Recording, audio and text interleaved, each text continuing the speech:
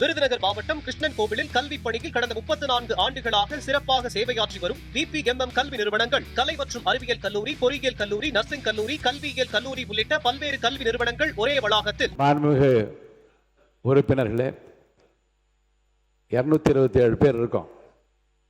எல்லாருக்குமே நன்றி சொல்ல வேண்டும் என்ற ஆசை தான். ஆனால் 3 மானிய கோரிக்கைகள் இருக்கிறது, மற்ற தீர்மானங்கள்லாம் வருகிறது. இதில் சொல்ல வேண்டும் என்று துடித்து கைகளை உயர்த்தி கேட்டுக்கொண்டிருக்கிற பல பேர் நான் பார்த்து கொண்டிருக்கிறேன். நான் காலம் கருதி இன்னும் சில பேர் இருக்கிறார்கள், சொல்லத்தான் நினைக்கிறேன் ஆனால் சொல்ல முடியவில்லையே என்று எங்களும் இருக்கின்றார்கள்.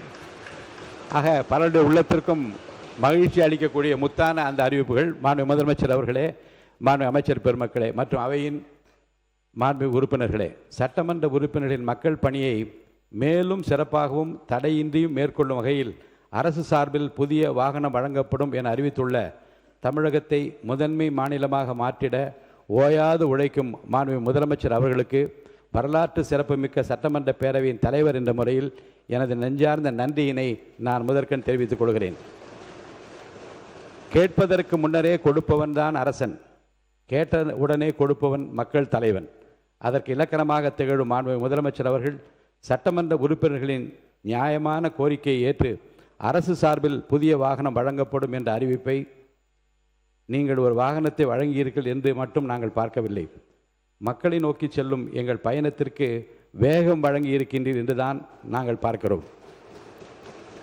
சட்டமன்ற உறுப்பினர் என்பவர் சட்டமன்றத்தில் மட்டும் இருப்பவர் அல்ல, தொகுதியின் கடைசி வீடு வரை செல்ல வேண்டியவர், கடைசி மனிதரின் குரலையும் கேட்க வேண்டியவர்.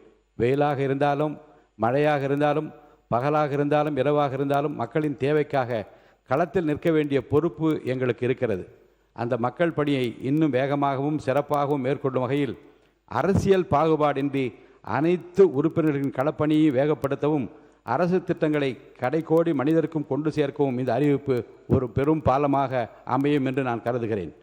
இந்த வாகன வசதியை வழங்கியிருப்பது மக்களுக்காக களத்தில் நிற்கும் மக்கள் பிரதிநிதிகளின் கரங்களை இந்த அரசு எப்போதும் வலுப்படுத்தும் என்பதற்கான மாண்பு முதலமைச்சர் அவர்களின் அரசின் ஒரு முக்கியமான அடையாளமாகும். மக்களின் நாடி துடிப்பை அறிந்த தலைவன் எடுக்கும் ஒவ்வொரு முடிவும் வரலாற்றின் பக்கங்களில் முத்திரையாக மாறும்.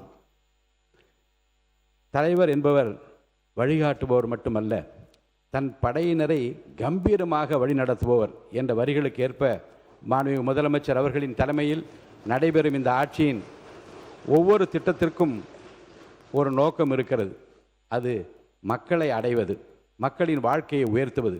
அந்த வகையில் சட்டமன்ற உறுப்பினரின் களப்பணிக்கு துணை நிற்கும் இந்த அறிவிப்பின் மூலம் மாண்பு முதலமைச்சர் அவர்களை மீண்டும் ஒரு முறை நிரூபித்து காட்டியுள்ளார்கள். அரசின் திட்டங்களை மக்களை தேடி செல்ல வேண்டும், மக்கள் பிரதிநிதிகள் மக்களை சந்திக்க தடை இருக்கக்கூடாது. இந்த எண்ணத்தோடு இன்று எங்களுக்கு வழங்கப்படும் இந்த வாகனம் நாளை ஒவ்வொரு தொகுதியிலும் ஒரு புதிய மக்கள் சந்திப்பை உருவாக்கட்டும், ஒரு புதிய குறையை வெளிக்கொண்டு வரட்டும், அதற்கு ஒரு புதிய தீர்வை உருவாக்கட்டும்.